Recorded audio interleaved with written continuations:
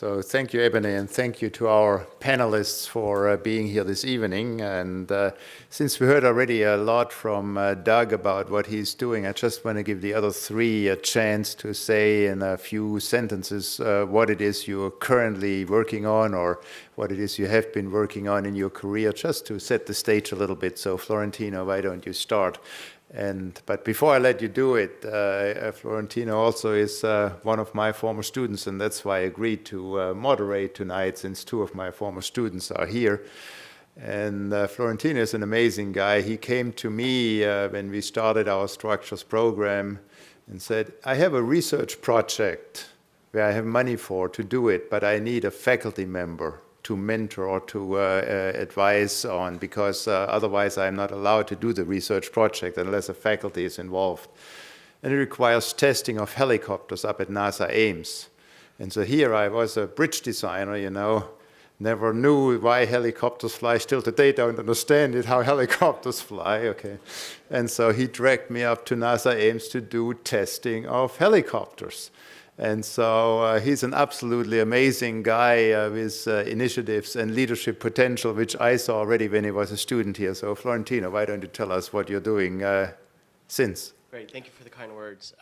It's great to actually have even Dr. Kazmak as well, my former faculty advisor. I've got to be very careful what I say, and I've got to say all the great things that show up our program. So I work with the Boeing Satellite Development Center.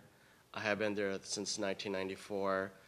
We develop a whole series of integrated satellite systems for commercial, like DirecTV, many of you are familiar with that, and XM Radio, and of course for a host of government customers, civil government like NASA, and of course the DoD and National Reconnaissance Office and various other government entities. So it's a pretty fascinating ride. We're located in El Segundo, right in Los Angeles. So. Mm-hmm. Great. So next is Paul Kukuczek. I met Paul for the first time just a couple of weeks ago when Goodrich came on campus, and they told me about all these hundreds of students they plan to hire here in the not too distant future. And it certainly was quite impressive what it is you're working on. And so I'm really pleased to have you here on the panel tonight. So why don't you tell us a little bit about some of the things you have been working on recently? Sure, I work at Goodrich Aerostructures, which was Rohr Incorporated back in the 1940s. We started as metal benders, making cowlings for aircraft power plants. Right now, we then take that technology and we've advanced it a little bit to cowlings, thrust reversers for commercial aircraft primarily, with some military activity. Being in the R&D department, though, we have the opportunity to work multiple different technologies. So we did the X-33 external TPS structure, those type of things, and it all stemmed from just different ways to make a heat shield for a commercial exhaust. That space is pretty much just turning it upside down. It's just as noisy and just as loud, just a different way of using the material. Mm-hmm. Great. And then we have Professor John Kosmatka here. He was one of the first faculty I was involved hiring. In the meantime, it has been over 100 faculty here in the Jacobs School of Engineering. John really helped us implement or start our structural engineering program the way we initially conceived, namely not just for civil structures, but for aerospace structures, offshore structures, mechanical structures, and recently also biostructures. And to really look at structural engineering not just as something you do within one of the engineering disciplines, but something you do across all engineering disciplines. And in that, we are still very unique here at UCSD. To the best of my knowledge, we are still the only university that grants degrees in structural engineering, not in civil or in aerospace and then parentheses structures. And John is heading up our aerospace engineering program. But John, why don't you say a few words about your view of structural engineering and your career here at UCSD? Great. Again, I have to thank Frieder for bringing me here and being part of his vision. Clearly, at the time, this looked like it could be a civil structures program. I came with my degrees in aerospace engineering, wanting to do specifically what the vision was here at UCSD, which was aerospace structures and coupled to civil structures, mechanical structures. When I had graduated from the University of Michigan, I had taken a job at the Aerospace Corporation and found that most of the people doing structural analysis were not aerospace engineers, but they're civil engineers, because civil engineers see a lot more structures than the aerospace engineers do. And so if you looked at it from a structures point of view, you have to be able to work across all the broad areas. You have to be able to do civil, mechanical, and aerospace. And I think that's my strength, and that's the strength that I try to bring to students who are here. Florentino was my first master's degree student. After I had gotten here, Florentino then worked with me on a NASA Ames and a NASA Langley project having to do with composite helicopter blades. And since then, the one thing I love about UCSD is this ability that we can work across lines, if you will. If you were in a classical engineering department, I would only do aerospace structures.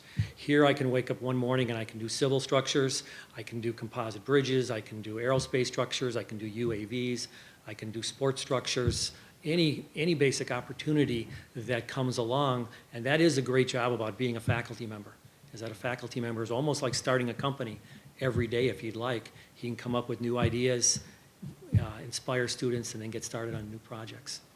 Great. So let me start with the first question to our panelists, but then I want to open it to the floor. I want to hear from you guys, your questions. But since we have a lot of students here, they are hopefully all interested in a job down the road. And I want to know or hear from you what the outlook is with jobs in the aerospace industry. One hears a lot of stories about our aerospace engineering talents are aging and everybody's retiring in the aerospace industry.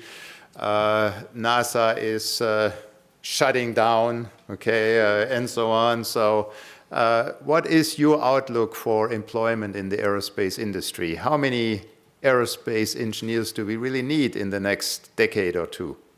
Florentino, why don't you start? Oh, wow. I don't know if I could place an exact number. But, you know, as you mentioned, especially Boeing, I keep hearing this number touted about for the last few years that 60 to 75% of our Boeing population is eligible to retire. That doesn't mean they will retire, but it tells you of what's going to come, right? So that tells you that opportunities for folks who are sort of in the middle of experience are going to be moved into senior technical roles, and people who are coming in for right now entry level will be moved in the middle. And so people like yourself, you know, you're going to be graduating, they have a lot of opportunities coming into the companies. And there are specific areas, you know, where we have, you know, shortages. Like stress analysis is a great area where we have an industry-wide shortage. We can't find enough of them, right? And obviously UCSD is one of the great places we target. So there's going to be a shortage of specific areas. And I just mentioned a couple of those right there. Okay. And For a sense of scale, can you actually tell people who don't know how many tens of thousands of people Boeing has, of which 80% are? Okay, well, but they won't all be engineers, right? I mean, when we're talking about, you're talking about a population about, say, 130,000 if you had contractors, 170,000 if you also add international operations, and some layer of those, you know, say 30% is going to be manufacturing, and somewhere in there is a 50% or so will be engineering, then you'll have miscellaneous, right? So you're talking about quite a few. Tens of thousands. Right, I mean, you're talking about 10, 20, 30,000 when that all eventually drops. yeah. And Paul, what does that look like from Goodrich Aerostructures perspective? So as you know, my very first job, I decided not to go into aerospace because I knew it had the cycles, the highs and the lows. But some things are just too fun to avoid. What we tried to do in the past was we'd mitigate the ups and downs in the civil with the ups and downs in the military. And sometimes they have a double dip like a biorhythm, and that's not necessarily a good thing. This is a good time for the commercial side. On the military side, I think we're going to much more drones as opposed to manned vehicles. There's still an emphasis, but it's not the same emphasis it was 50 years ago. And just like we mentioned that there is a bimodal distribution of engineering. There's a lot of people that can retire if they choose, and then there's an upcoming group.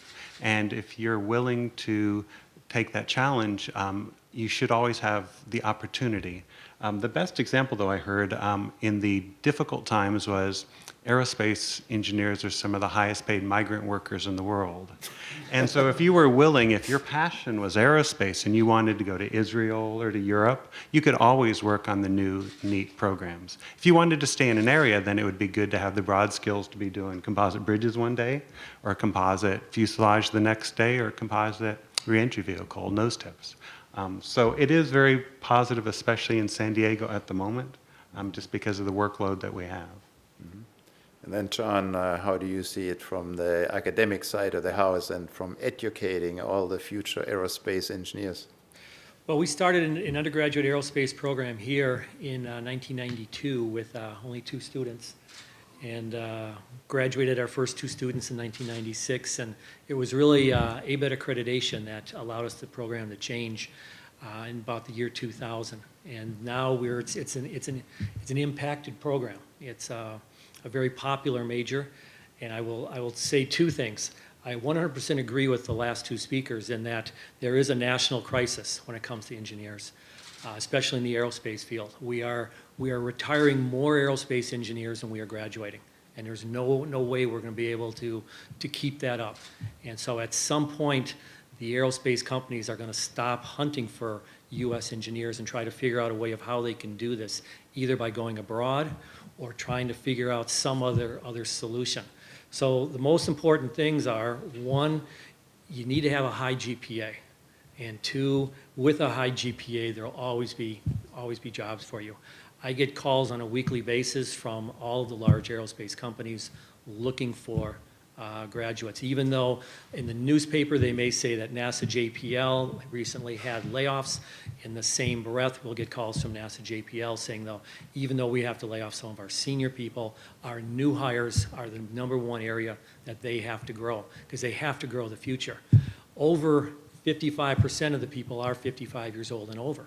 And so within 10 years, over half of these companies are going to be retired, potentially retired, right? Some of these guys are going to look around and say they're going to stick around. But the most important thing now is to try to get a job and learn from the people with these skills. Because 10 years from now, a lot of these people who have these skills aren't going to be there. So it's a tremendously great time in my mind to get in.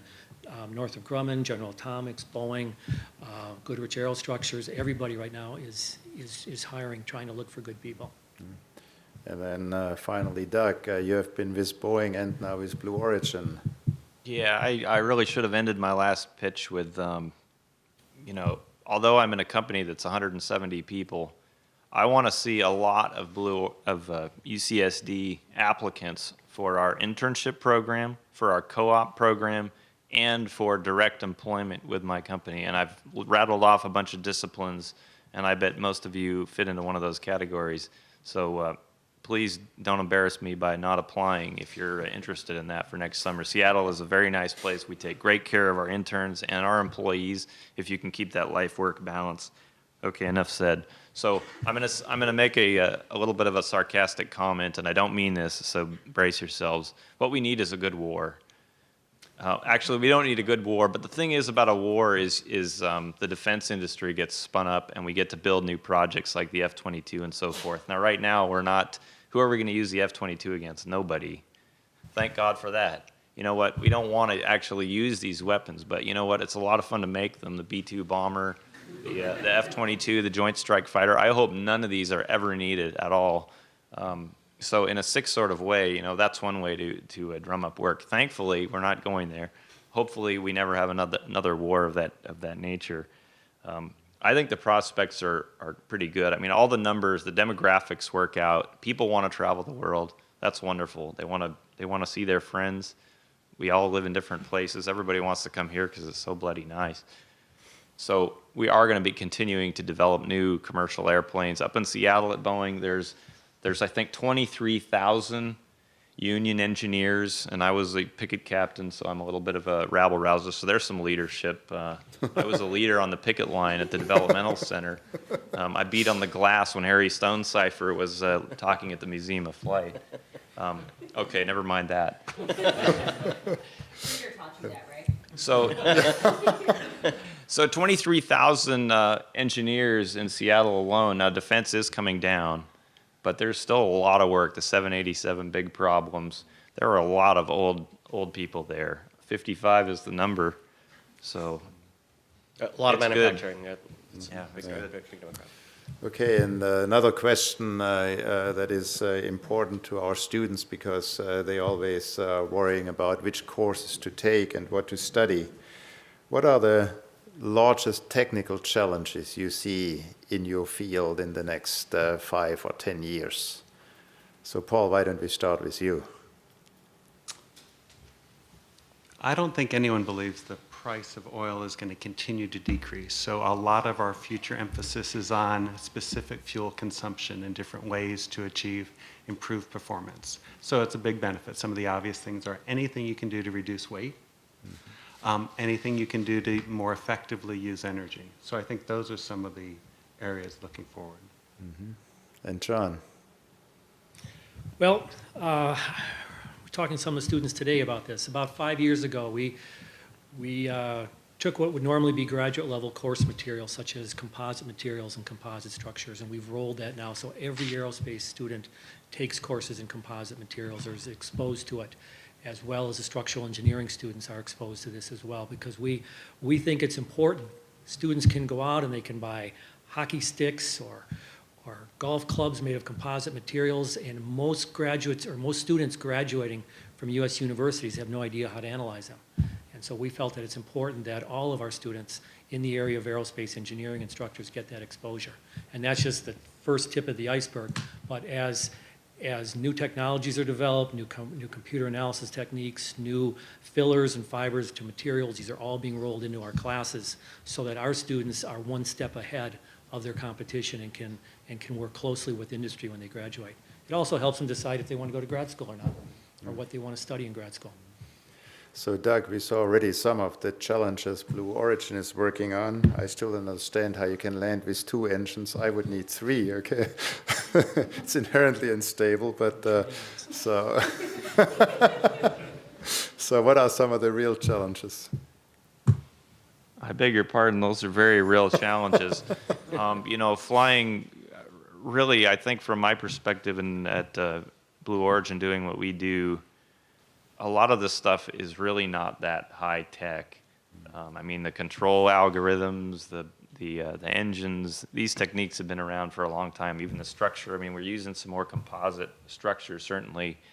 So I would say our biggest problem is just not screwing up the basics. And we have a very small team, so it's very challenging to just large-scale system integration of a complex flying vehicle. That's very difficult, and that's one of Boeing's mantras about what they want to be good at is large-scale system integration. And we're struggling with that. Well, you can take it from here, Florentino. I'm going to answer this in a different way. When I look at sort of how the products have evolved, the content has changed. Definitely you have products that mechanically perform, very well. You can make them work in terms of functionality, but the customer is always expecting more and more. And when we talk about sort of the systems, I'm talking about just user interfaces, right? Networked items. The customer experience and their expectation has changed so much that what used to be maybe a traditional mechanical product now has become something that is more interdisciplinary, and it requires more software, it requires a lot more better computer interface, user interface, and management of the product lifecycle. And it's something I don't think everyone is always prepared to really deal with. I know when I've learned structural engineering came out and we saw the products, and I didn't really have a lot of electrical. I didn't have a lot of not of software. So but they were all coming together, and when you start working in teams, in these integrated product teams, you were drawing upon a lot of different disciplines, and you had to find those experts. And if you had sort of a background that would help you in those areas, it would have been something good. So, when you have technical electives, it's a good opportunity to kind of cross-train if you can. Great. So let's open the floor now to the audience, in particular our Gordon scholars here. I expect all of you to ask a question at least, okay? Oh, So it's your opportunity now to ask questions to our panelists. So Ebony is standing ready with the microphone. And if you don't volunteer, she'll hit you over the head. Oh, no, you go second. I'm going to take us off track, but I'll ask a question. Hi, my name is Sonia Safnaragi. I'm actually a bioengineering graduate student. So my question, someone said biostructures. I don't know if they meant that, but could you Yes, explain I that? did. Okay. Could you comment on how you see bio or nanoengineering fitting into your world, which seems very cool, but a little bit distant from what I do? And then also, what are sports structures? Those are my 2 questions. Thank you. Should I take them both, or? I'll take one. Go ahead. Okay, so what are sports structures? Sports structures are basically an aerospace structure, if you will. And what we basically argue that people, consumers, are willing to pay large sums of money for perceived performance improvements. And so that could be a bicycle, it could be a hockey stick, could be a golf club, anything of that nature. How can you design that structure so it outperforms the existing metallic version? And so it could be using tailored design, so you're designing for natural frequencies or performance, reducing weight. All of this leads to increased cost, but the consumer is willing to pay that increased cost because he thinks he's getting better performance. Paul, you want to take the other part? Sure. After I'd been working for about 6 years, I got bored and I took another job with a company that hadn't made money in 7 years. And hard to believe, but in spite of me joining them, they didn't make money that next year. And so I was looking for a job again. And so I interviewed at the golf club factory, and they made 13,000 shafts a day. And just like we said, they're very specific stiffness structures. But when they had a part that wasn't stiff enough, it was laid up wrong, it became a putter. So they sold everything they made. So back to your question on nanomaterials. So even outside of biomedical, even in aerospace, we're looking at how we can take small amount of additives at a nano level and change properties, physical or mechanical properties. And I think everybody is very active in that field and looking how you can take advantage of those properties in very specific requirements. So we're doing that in aerospace, even at a metal bender's location. Anybody else? Yeah, Doug? Yeah, let me say a few things. Windsurfing mast, windsurfing fin, windsurfing board. Those are all sports structures. We pay lots of money for good masts. Carbon fiber composites, very stiff layup, beautiful stuff. As far as nanomaterials are concerned, for my particular company, when I can buy better pre-preg material that's got, I don't care what you put in it. If you put nano stuff and it's good, I'm going to buy it. But I need it to be developed and marketed because I'm a tiny company. I don't have time to research materials. Now, Boeing Material and Process up in Seattle, that's one of the coolest engineering fields. They have great parties. They're very social. They have. I haven't been to the parties. I haven't been invited to any of those. You need to yet. come up there, Sampi. Okay. Sampi. Everybody Sounds here like you know should- someone. Everybody here needs to network a lot, and Sampi is just awesome. And that's they deal with some of that nano stuff. And then the last thing I'm going to say is that you're in a very good field because you're going to have a lot of customers because you look at all these folks getting old, the baby boomers. So, I mean, if you can develop stuff that'll improve their quality of life, that's fantastic. And that's really valuable, and it helps people on a personal level. So, I want to go to the nanotechnology thing. I think Boeing struggles sometimes with that because, we see, the education's coming out, the program's coming out. We ourselves engage with UCLA to understand nanotechnology, but in terms of practical application, we kind of struggle. What is that going to look like cost-wise? And we're very interested, no doubt, but I don't think we're at that price point yet. I don't think we understand it well enough to really bring it into our mainstream products, but it's a very interesting area.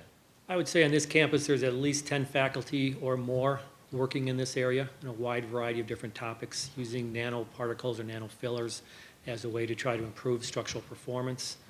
And it could be as simple as trying to put the particles in there and see if they improve. There's a lot of people who are looking at developing different particles and even aligning the particles. to try to improve performance. And there are gains that are being shown, but you're right. At the university, we're not so concerned about, at the end of the day, what's it going to cost. We're concerned with is it going to work? Right. And let the people who can lower the cost, let them work the cost issue. It'll get there. If it's good, it'll get there. Absolutely. Okay, another question. Yeah, right there. And then My name is Jeff Wurzbach. I am one of the Gordon Scholars. I have a question that's targeted at all four panel members. And this question spawns from my experiences in my internship. And that is, in the aerospace and defense industry, you have an incredibly complex and detailed configuration management and document control procedure set. And so my first question goes to Professor Kazmata. How do you, in academics, bring configuration and document control best practices into the academic field? For example, you go into the CAD courses, your basic May 3, for example. How do you bring that experience so that the students come out not hating configuration management within the first year of their internship or job? We get that question quite a bit. Mostly we get it from the industry people. And what the industry people tell us is that what we have to do is do what we do best and not overstep our bounds. And so there's a limited amount of things we can do. And so the idea is we want to get you guys out of here in 4 years. But nobody wants us to sacrifice the science in exchange for paper trails, accounting, a lot of the management issues. One thing we do not do well is the systems engineering that Florentino was talking about. And that is critical. We've been approached by Northrop Grumman, we've been approached by SpaceX, both of them to try to have us develop systems engineering type programs to answer some of the things that you're looking at, but more than that is how can engineers become, instead of just focused in one area, how can they become broader? See the big picture, especially if you're going to be working in vehicles like unmanned vehicles, where it isn't so much just the vehicle structure anymore. The structure is driven by the sensor package, driven by the mission. It's all being entailed. So one of the other hats that I wear is I'm the California Space Grant Director, which is a NASA-funded program, and what we have to do is promote aerospace education throughout the state of California.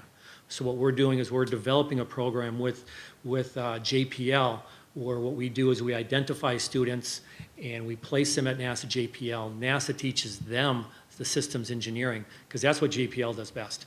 Teaches them, the students, systems engineering, and then they do an internship at SpaceX or at Northrop Grumman. And then the goal is that those companies will then hire these students after the fact. Well, I'm going to stretch you guys' mind for a little bit. Over the past 60 years, very little technology has improved in how we get these vehicles off the ground. Have any of you thought about anti-gravity systems?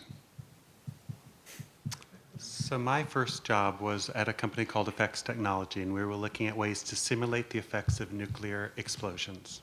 So this was in the 1980s. And although we did tests underground in Nevada, we also did things like railguns, electromagnetically launching things. So there's a lot amount of energy. It's opposed to anti-gravity. There's a number of different ways that you can try and generate the energy that gives you the propulsion you're looking for. Yes, but is there anything academically addressing that specifically? I would say no. I'm working on a program with the Navy, but it's an ITAR restricted project, so it's not anything that can be brought back to the university and worked on with students. ITAR controls a lot of what we actually do nowadays, and it's embarrassing to say that. Yes. Do you think that's a problem? ITAR No. or I'm anti-gravity? saying not having that in the curriculum or talking about it or discussing it. Yes, yeah. In this day and age, there's such a concern about educating. There's such a concern on how we educate and what we educate, and it's I believe it's naturally it's overstepped its bounds. The University of California, we are not allowed to work on projects that are ITAR restricted. There are some universities that can. MIT, for example, can, and Penn State can, and they have certain buildings where they can do this. The University of California, we are basically work on research projects that can be taught to anyone and can be discussed at any open forum, open meeting. So I just wanted to add, I should have added earlier, the Gordon Center actually hosts a systems engineering course for our graduate students. It's in the spring quarter. It's open to any student. So we don't teach systems engineering at the undergrad level because we want you to be experts in an area before you do systems engineering. We expose some vocabulary to you in our engineering leadership course, ENG 100B. If you're interested, you can contact me directly. I just wanted to share that since that's coming up, and systems engineering is huge in these areas, so just FYI. Okay. Go ahead. I had a question about, with the cuts in government funding and the lack of national will in a manned space program, where do you see the near future launches and like the farther future, 50, 60 years from now? Where do you see the launches going?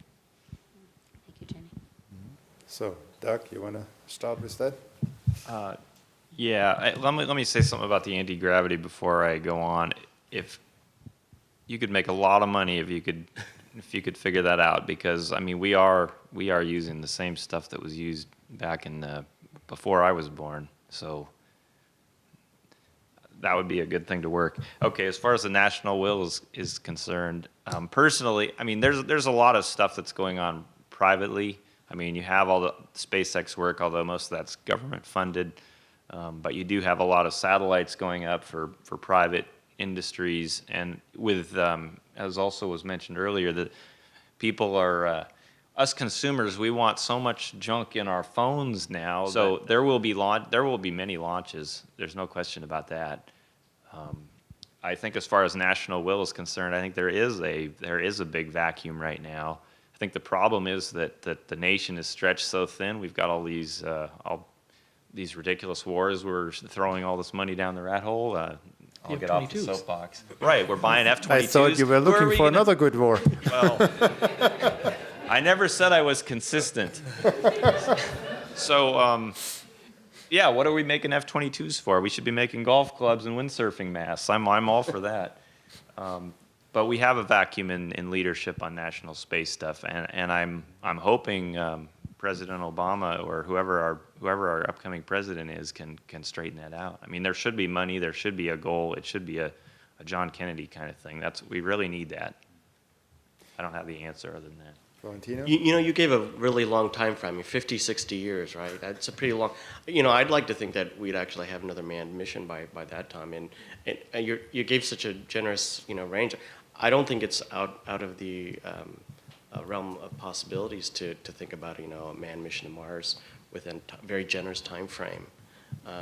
If I were to look at, generally, obviously satellites are very important, but all the great studies in cosmology and all the astronomy studies and all that, it's a great confluence right now of that knowledge coming together, and I'm personally interested in it, and that's a lot of launches right there. I mean, you have quite a few deep space exploration type of vehicles out there, and of course, we have the replacements for Space Shuttle, right? And we still got to get to International Space Station.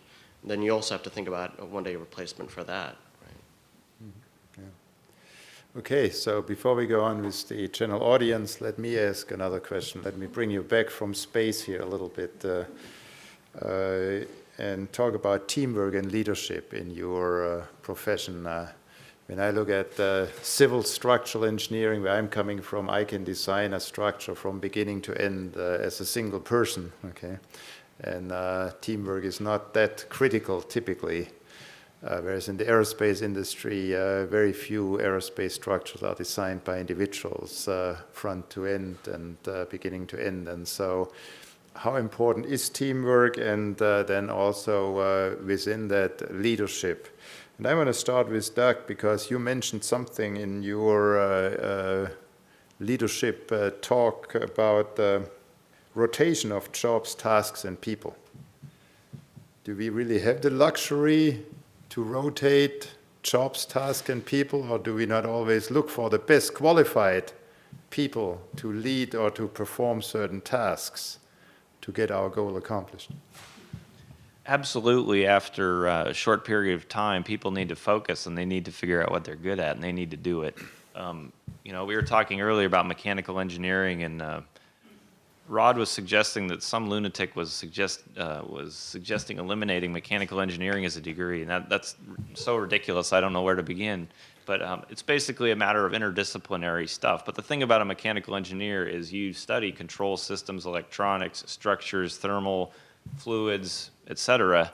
You can do a lot of different things. So, for example, in the rotation thing, we at Blue Origin, and this happens at Boeing to some extent too, at least it used to, probably still, but may still, we rotate people in the first year through 4 different worlds: avionics, propulsion, systems engineering, and structures. And so this would not be everybody. This would be a bachelor's degree person, say in mechanical engineering, perhaps aerospace engineering. If they're not rock solid on what they want to do, then we put them around, because there's very different jobs done in all of those areas. Mm-hmm. Everybody has to settle down and figure out what they're good at, and you absolutely need the best person for the job to do the work. And you know, one person can certainly design a aerospace vehicle. It's just usually they're not going to get all this stuff right, because, I mean, come on, propulsion and avionics, and I mean, you can do the structure's fairly easy, but I agree.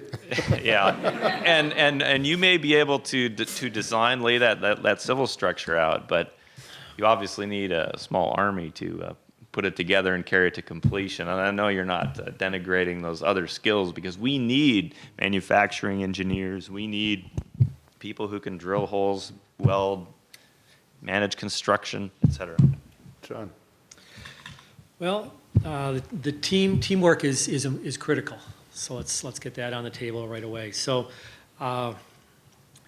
that's one thing that separates a aerospace engineer from a lot of the other engineering disciplines, if you will.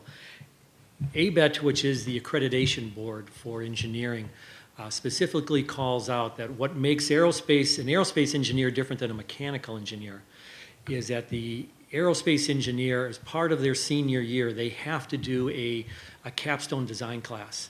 And the capstone design class is different than any other major in that it has to cover all of the areas of study that they work in. So it has to cover aerodynamics, propulsion, controls, structures, materials, and flight mechanics.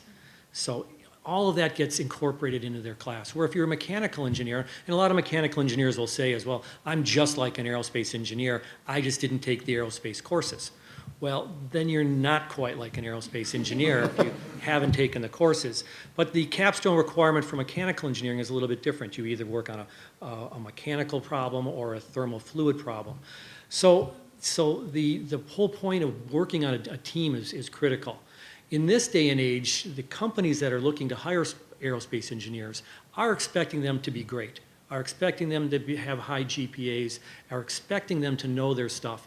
But in addition, they're expecting them to be involved with extracurricular activities, teaming type involvement. And that's a requirement now. And so you have companies such as SpaceX will only hire students with a certain level of GPA, a certain knowledge requirement, and they have to be involved with undergraduate team projects, either the AIAA Design, Build, and Fly or the SAE Formula One car competition. But they want to see students who are more than just smart in the books. They want to see them involved in teams as well. Okay, Paul. I think all of our engineering is based on teams as well. Although a single engineer can design a system, sometimes you just don't have enough time. Not all of us are, what is old again? Over 50? Not all of us have the time, perhaps, to design a system by ourselves. And so you need a large group of people, often for sophisticated systems. And you have the real opportunity to take advantage of their expertise in other areas and come up with a much better solution. And so that's one of the reasons we drive teams as well, is to take advantage. And then you integrate it at a system level. So that's very important to us, which then means you have to have that communication that you talked about, which is especially critical as well. first thing you need to do as a engineering student is recognize the mad face and the happy face, and more than half of them don't get it. That at some point you stop talking when they have the frowny face on. You need to listen perhaps rather than talk some more. There's a lot of opportunities if you work in a team environment, but you have to be willing to do any work. The best will rise to the top, but that doesn't mean that you will always be the one that's in charge. I think we'll all have the experience of perhaps working for people that you don't believe intellectually have your same capability, but that's not necessarily a different definition of what's the best.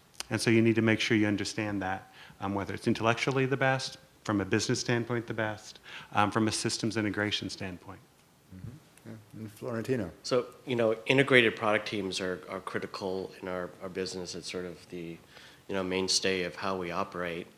And, being able to develop yourself in terms of facilitating teams, leading teams technically, understanding if you need a team, right, and being able to plan out a project are really critical skills. So, definitely we look for candidates that have these type of projects, whether it's, I do look for that design, build, fly, look for the SAE, car. I see all those. And we do want to see people who are not just spectators. We want to see people who are actually leading those efforts and actually have a passion for what they're doing. They really said to themselves, hey, I really enjoyed this project. I really got into it. And hence, eventually became a team lead or led some part of the design.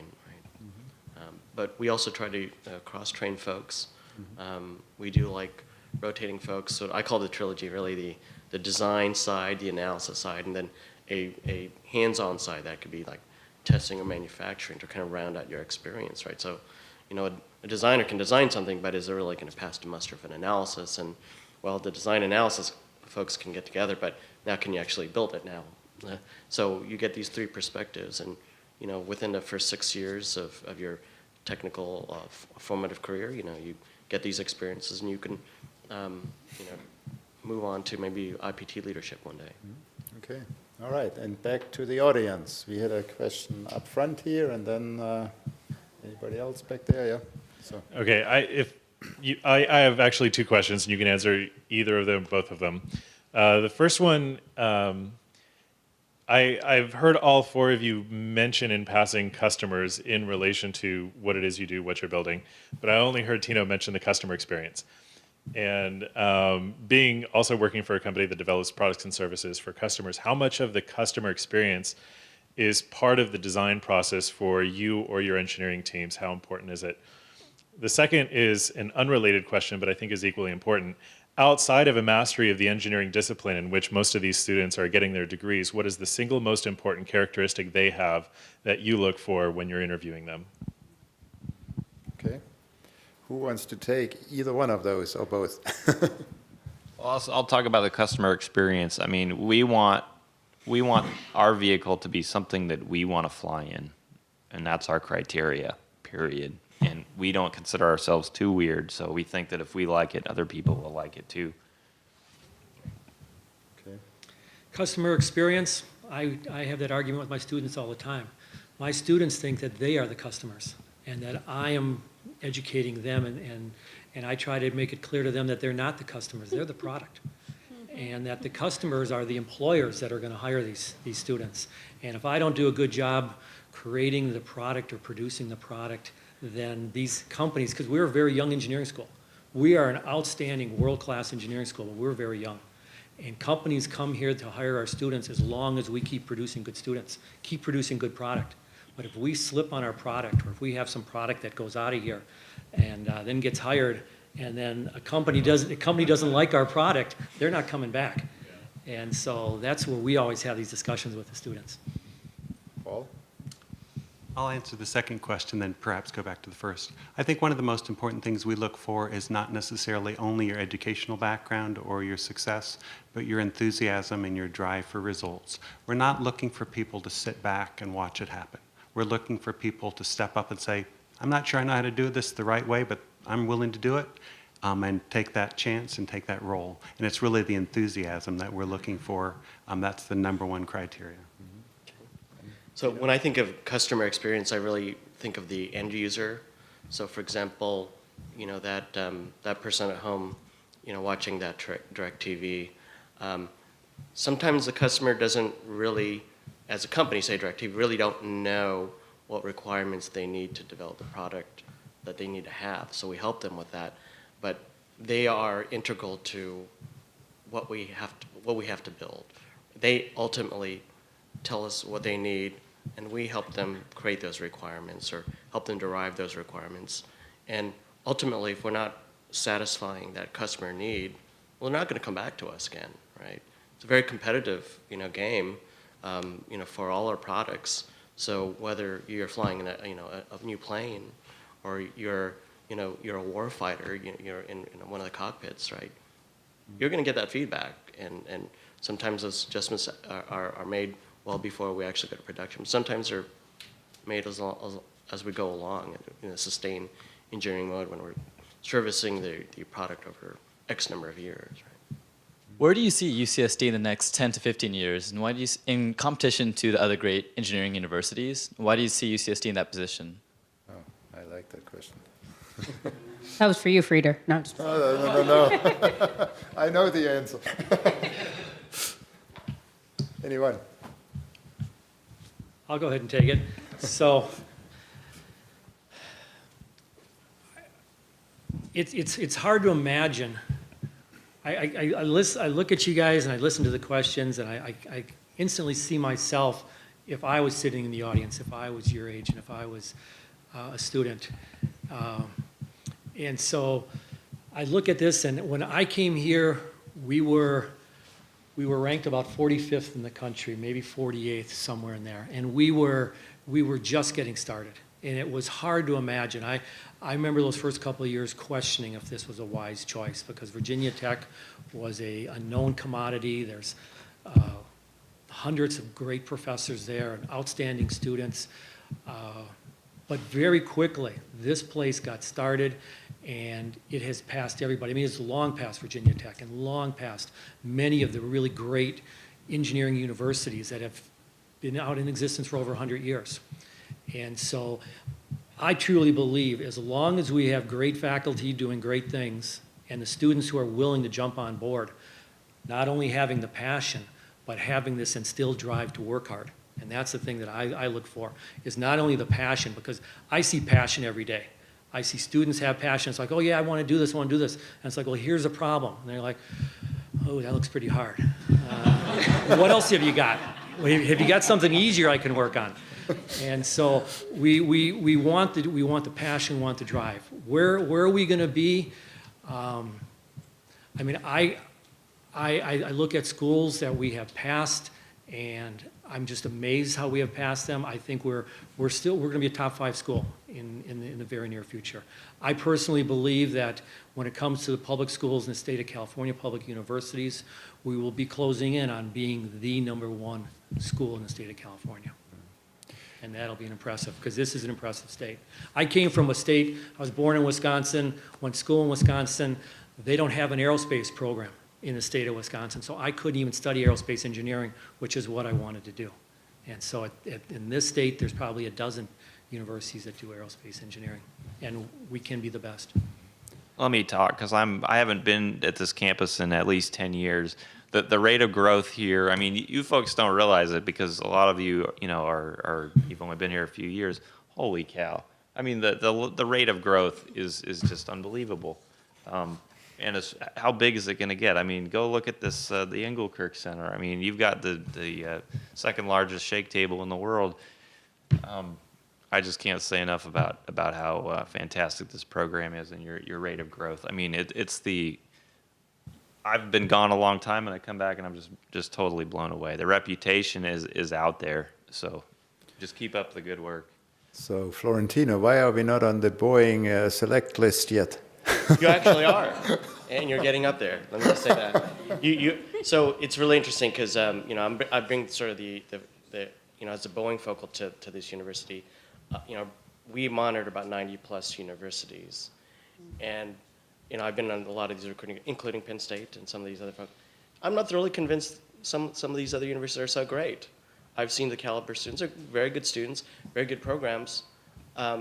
but UCSD is up there with the quality and the caliber of the students that you're producing. And I think the cornerstone, obviously, is the research, that relationship that the faculty, the students, and the various organizations that fund it, I think it's pretty critical for the learning. And not all universities have that level of academic excellence.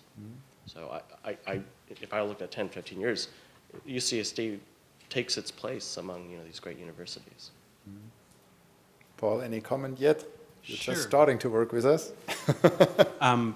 As I mentioned when I first met you, when I left school, the only skill I had, the actual practical skill, was I could put on a strain gauge. That was the extent of my hands-on experience. And that's been a huge change in the last 30 years. And that's really where I think the university is going, is much more practical. In our business, it is a niche business. There's only 2 or 3 competitors. You will get much of the information you need on the job, because we've been doing it for 50 years. Not anti-gravity, but it's some basic engineering. But the basic skills that you learn and how you have the discipline of engineering, how you work with people, the emotional intelligence, and that was my joke before, is you have to communicate with people effectively.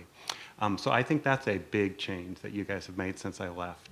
And in spite of that, I think there's real, after I left, there's real opportunities that you guys brought that I was still able to get a job, even though I didn't have more practical experience. Good. Can I make one sure. comment? Go ahead. It's really a two-part comment, but it's one thing for you guys to be at a great university, and everybody loves to be at a great university and open up the magazines and say, look at where we're rated on these different scales. That's one thing, but I think you want to absolutely make sure that while you're here, that you don't fall into the trap of just taking the classes, sitting on the sidelines, and telling everybody I'm hanging out at a great university. What makes this university great is the research, the people, and the opportunity for students to get involved with the faculty. And that's what you never see at another university, and that's what makes this place special, is there's opportunities from engineering clubs to one-on-one faculty-student mentorships to working in research labs. This is a really special and unique place, and I can't encourage you enough to try to get involved with this every quarter, even if it means jumping from faculty to faculty. The faculty aren't going to get upset if you leave that faculty member and go work with somebody else. But you have to look at this as an opportunity to expand your skill set and get these opportunities that you can't get anywhere else. Because only part of your knowledge comes from the classroom. The bulk of your knowledge is going to come from working on projects and being involved. Now we have 2 questions in the back, yeah? I'm a grad student in mechanical engineering with controls major. Thank you for your insights, and we benefit a lot from the wonderful discussion. My question is, when developing space vehicles, do you use a lot of newly developed theories, and what are your opinions on theories and practical applications? Thank you. Okay. I'll take a stab at that. I mean, at least in terms of our rocket controls, I would say, I mean, I'm not a controls guy, so you could almost throw out what I say, but I would say most of it's fairly simple. We use a lot of MATLAB and Simulink, and it's probably like a disease. I mean, I think people should know how to use, how to do it the old-fashioned way, and I don't even know what that is, but program your stuff. Don't just say, oh, give me a minute, I got to go find a computer to do Simulink. I mean, come on, draw your control loops and get your feedbacks straight. And it's very easy to screw up the easy stuff. On the other hand, you certainly need to learn your discipline, and that's a very important discipline, controls, and as we just learned. Anybody else? No? Okay. And another question? This is Mehmet, PhD student working on image sensors. I am wondering, since you guys are working with NASA and government, I know space travel is cool, but I keep reading about the asteroids crash, possibilities. So I am wondering if there is any research or like a business working on preventing of a possible asteroid crash on the Earth. That's your project, isn't it? I don't think I'm qualified to answer, but we're definitely not working on that. But I mean, I think really that's one of those leadership things that's got to come from NASA. I mean, that's a huge problem. I mean, people talk about space junk. It's like, okay, how are you going to get all this space junk out of the sky? Well, that's a problem for you. So I would say that, there are definitely people at NASA JPL looking at this, and they are documenting it, but at this point in time, there doesn't seem to be a concern. It's more of a newspaper concern and a newspaper story than it is something really to fear. Let me say one more thing on that. I mean, advances in sensors and optics and the amazing unmanned craft that we are sending out, and I mean the coupling of that with electronics and computers, that is fantastic. And that's a lot easier and less risky than sending people. I mean, people to Mars is cool, but holy cow, going past Pluto and getting data, I mean, that's really special. So I think, but on the other hand, we're all human. We like to do human stuff. So I would just say that the sensors could be, they are a huge, our improvement in that realm is just hard to overstate. Okay, I think we're at the end of our time. We want to be very punctual for the happy hour out there. Okay, so I just have one last question to each of you. It is especially in engineering, or when you grow up, you always want to be a space scientist or something like this, a rocket scientist, Is there anybody in particular you personally inspire to? Who is your idol? And I'm not in space science, so don't mention me, okay? So, Florentino. Oh, can we go to someone else? That's a tough question. I have to tell you, you could think about heroes, right, that you might think of in the science community, but it really are my teachers, actually, both of you. You are the product of your teachers, and they sort of help guide you. They help form your interest. You may become interested in their topics from the very beginning because you get to learn with them, right?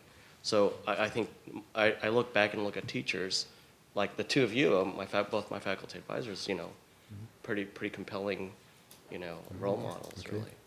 Paul. That's a great question. I don't really have a great answer for that. I'm an engineer, not a scientist, and I'm proud of that. I admire our chief engineer at work because he's one of the few engineers who says, I recognize that cost is a valid engineering metric. You have to balance everything. And from a practical standpoint, on the commercial side, you have to sell it to somebody. And so from that standpoint, he's pretty good. John. I agree with them. That's an impossible question. It's such a short. I would say that I don't have a single person. The person that I'm thinking of is really a composite of, hate to do that, of carbon fiber and Kevlar. No, of multiple people. I mean, I can look at it in terms of the innovative designs I've come up with to solve problems, and then I look at the great designers of the day and say, okay, based upon design, I look at this person's ability to do designs. In terms of analysis or in terms of vision, I look at other people. So there are probably about 5 people that I could list that would make up the composite of the person that I truly believe is who I like to emulate or try to be like. Okay. So who are they? 5? No, don't answer. I'm glad I was last. Brett Favre, Aaron Rodgers. I'm glad I was last so I could prepare a little bit. I mean, I actually have a little poster. Carl Bossart, who was the inventor of the balloon tank on the Atlas missile, which was, later used for peaceful purposes. The Centaur launch vehicle. It's the coolest structure. It's very thin sheet metal. Stainless steel, 301, extra hard, amazing strength, 240 KSI. And it's put together, and it's so thin, like gauges 0.01 and thicker than that. And this thing is pressure stabilized. And that is what you want. The mass efficiency of that is just unbelievable. This was developed in, I think, 1958. I'd love to come up with something that cool, and that's Great. structures. Good. So the reason why I asked that question is because it's not easy to answer. Because in engineering, typically we don't have too many engineering idols. And I want you to think about that. When you're in the sciences, there's always one or two names immediately in your chemistry and physics and so on, you know. In engineering, we don't seem to have that, and this is one of our shortcomings in the engineering field, that we don't have enough engineering idols which we can readily name and which can be the poster childs for school children, for example. They know about all kinds of scientists, they know about no engineers, okay? But anyways, we had 4 great engineers here, engineering leaders here tonight. I want you to join me in giving them another hand of applause.